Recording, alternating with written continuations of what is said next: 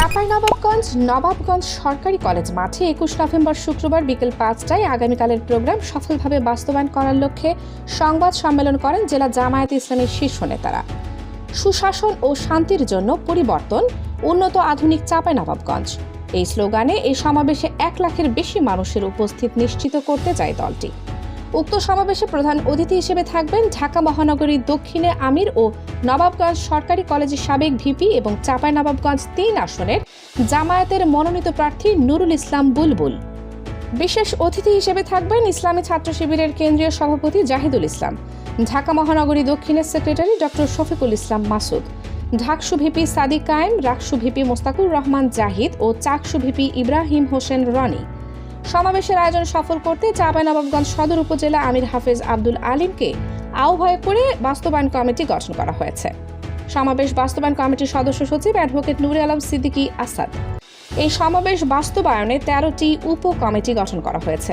ছাত্র যুব সমাবেশের ব্যবস্থাপনায় ৬০০ স্বেচ্ছাসেবক, ২টি মেডিকেল বুথ ও বিভিন্ন এলাকা থেকে আসা গাড়ি পার্কিংয়ের জন্য হরিমোহন সরকারি উচ্চ বিদ্যালয়ের মাঠ নির্ধারণ করা হয়েছে। সংবাদ সম্মেলনে উপস্থিত ছিলেন জামায়াতে ইসলামীর জেলা সেক্রেটারি আবু বক্কর, জামায়াতে ইসলামীর জেলা নায়েবে আমির মোহাম্মদ মুখলেসুর রহমান প্রমুখ।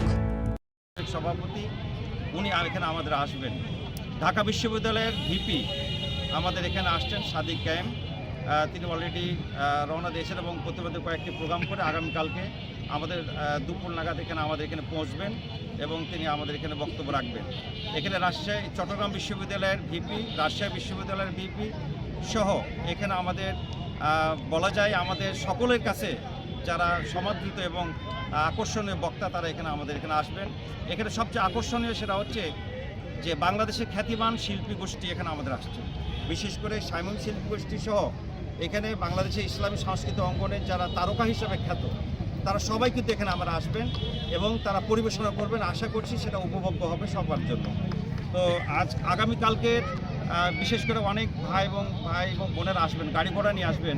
আমি সবার জ্ঞাতার্থে বলছি যে সাইকেল এবং মোটরসাইকেল সেটা আমরা হরিমোহন মাঠে সেটা গ্যারেজের ব্যবস্থা করেছি এবং যেগুলো অটো এবং বাস যেগুলো আসবে সবগুলো আমাদের কোর্ট চত্বরে সেখানে অবস্থান করবে। সেটা আপনাদের অগ্রিম জানিয়ে দিলাম যাতে করে আপনাদের সেখানে গ্যারেজিং করা সহজ হয় এবং সেটা সুন্দরভাবে সেটা আমরা করতে পারি। এরপরে মোটামুটি আমাদের খাবার পানি সহ সকল কিছু আমাদের এখানে আয়োজন থাকবে। এখানে পুলিশ সদস্য যারা আছেন তাদের সাথে আমরা কথা বলেছি, তার পর্যন্ত পুলিশ দেবেন আমাদের প্রোগ্রামটাকে সুশৃঙ্খলভাবে করার জন্য।